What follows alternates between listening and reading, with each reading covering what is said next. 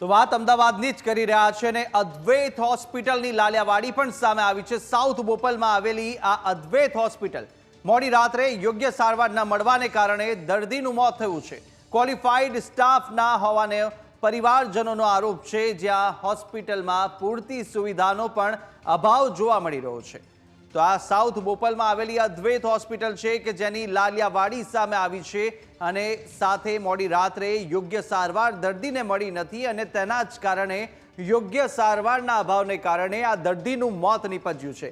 Qualified staff ના હોવાનો પરિવારજનો આરોપ કરી રહ્યા છે અને તેને કારણે યોગ્ય સારવાર દર્દીને મળી નહીં અને સમય પર યોગ્ય સારવાર ન મળતા દર્દીનું આખરે મોત નીપજ્યું છે।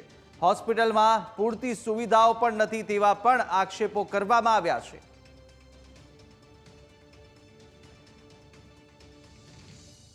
તો આશીષભાઈ જે પરિવારજન છે તે પણ આપણી સાથે જોડાઈ ચૂક્યા છે ફોન લાઈન પર। આપનું સ્વાગત છે ન્યૂઝ કેપિટલમાં। જે રીતે અત્યારે સૌપ્રથમ તો માફી ચાહીશ, જે રીતે અત્યારે ઘટના આપની સાથે બની છે હોસ્પિટલની અંદર જે પૂરતો જે સુવિધાઓ નથી તેના આક્ષેપો પણ આપના દ્વારા કરવામાં આવ્યા છે। શું સ્થિતિ હતી સૌપ્રથમ એ જાણવાનો પ્રયાસ કરીશું। જી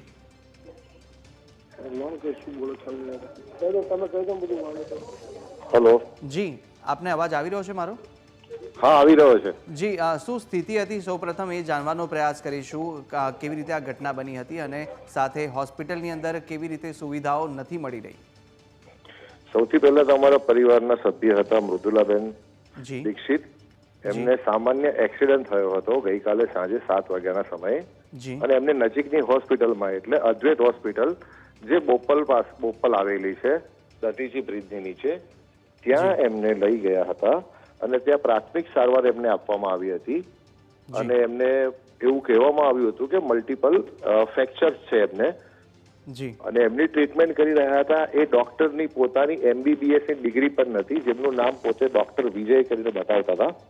જી ICU વોર્ડની અંદર એવા ડોક્ટર રાખેલા હતા જેમની પાસે MBBS ની ડિગ્રી નથી, એ હોમિયોપેથિક અથવા આયુર્વેદિકની કોઈ ડિગ્રી છે એમની પાસે ને 1 વર્ષનો કોઈ ટૂંકો કોર્સ કરેલો છે।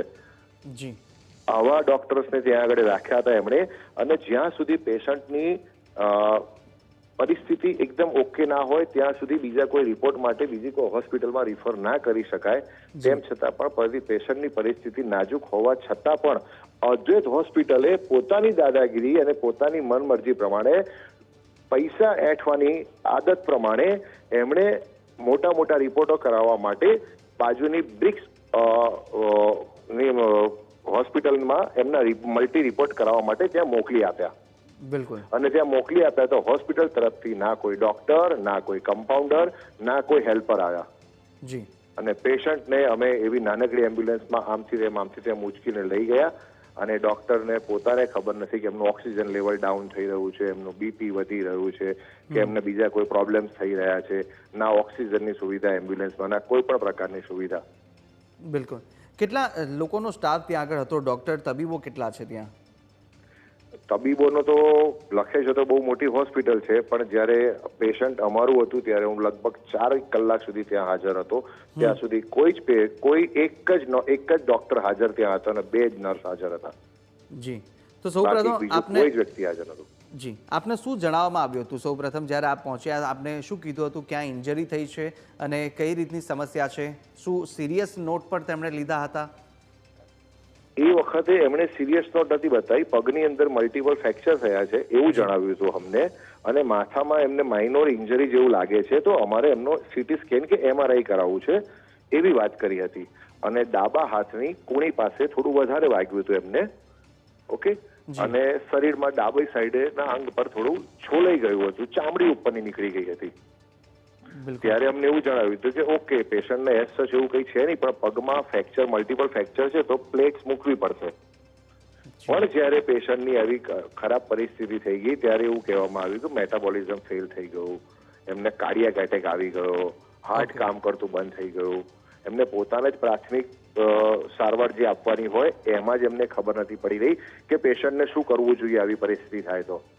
બિલકુલ। અને એ વખતે કોઈ જ સિનિયર ડોક્ટર હાજર નતો, હાજર હતા તો માત્ર ને માત્ર આ ડોક્ટર કોઈ વિજય કરીને હાજર હતા જેની પાસે MBBS ની પણ સામાન્ય ફિઝિશિયનની પણ ડિગ્રી નથી। બિલકુલ. એવા ડોક્ટરોને આ લોકોએ રાખેલા છે અદ્વૈત હોસ્પિટલમાં. બિલકુલ. તો ત્યાં આગળ ઇમરજન્સીના નામ પર ફક્ત આ જ ડૉક્ટર હતા, બીજું કોઈ નહીં? બીજું કોઈ હતું જ નહીં. ઇમરજન્સીના નામ ઉપર આઈસીયુ વોર્ડની અંદર આ ડોક્ટર એકલા જ હતા. જી. અને જ્યારે એમને ખબર પડી કે આવું થઈ ગયું છે ને આપણાથી ભૂલ થઈ ગઈ છે, આપણાથી આટલી મોટી દુર્ઘટના સર્જાઈ ગઈ છે આપણા સ્ટાફની અને આપણી નિષ્કાળજીના કારણે, ત્યારે બધા ડોક્ટરોની ફોજ એ લોકોએ ત્યાં પછી રાત્રે ઉતારી દીધી.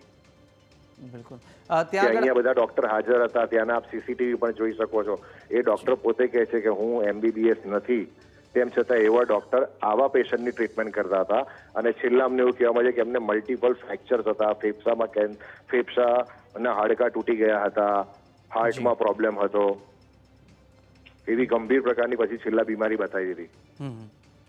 તો આ હોસ્પિટલના સંચાલકોને આપે રજૂઆત કરી, તેમનું શું કહેવું છે અત્યારે?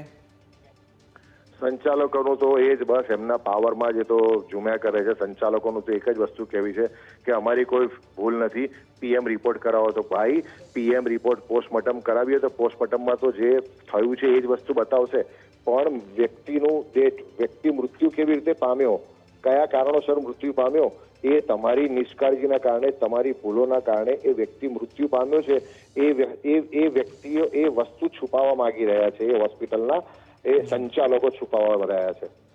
બિલકુલ. આ અંગે આપ આગળ કઈ ફરિયાદ કરવાના છો કે આગળનું આપનું એક્શન? ચોક્કસ અમે આગળ જઈશું. અને અમે તો આપના થકી, મીડિયા થકી એક જ પ્રાર્થના, એક જ વાત કહેવા માંગીએ છીએ. અને અમે આરોગ્ય મંત્રીને પણ એ જ કહેવા માંગીએ છીએ, ઋષિકેશભાઈને, કે આવા લોકો જે લોકોની જિંદગી સાથે, અદ્વૈત હોસ્પિટલના સંચાલકો જેવા લોકોની જિંદગી સાથે ખિલવાડ કરી રહ્યા છે, પોતાના રૂપિયા કમાવા માટે થઈને લોકોની માસૂમોની જિંદગીઓ ઉજાડી રહ્યા છે, તો આવા લોકોની સામે સખતમાં સખત કાર્યવાહી થવી જોઈએ, ચેકિંગ થવું જોઈએ. અને અદ્વૈત હોસ્પિટલની જગ્યાએ તમે જોવા જાઓ તો ત્યાં આગળ જ્યાં બહાર ગ્રાઉન્ડ ફ્લોર ઉપર લોકોને બેસવાની જે વ્યવસ્થા કરવામાં આવી છે, ત્યાં ઇલેક્ટ્રિકના મીટર ને એ બધું લાગેલું છે. કદાચ કોઈ માણસ ભૂલથી પણ ત્યાં નજીક પહોંચી જાય તો હેવી ઇલેક્ટ્રિકની લાઈન જાય છે. શું થઈ શકે? ત્યાં સ્ટ્રેચરની પૂરતી વ્યવસ્થા નથી. ત્યાં ફાયર એક્ઝિટના દરવાજા તમને કોઈ જગ્યાએ જોવા નહીં મળે બિલ્ડિંગની અંદર.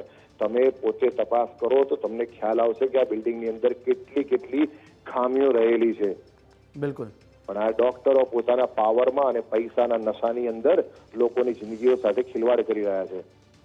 બિલકુલ. આપ અમારી સાથે જોડાયા તે બદલ આપનો આભાર, ને આપની સાથે પરિવાર સાથે અમારી સંવેદના રહેશે.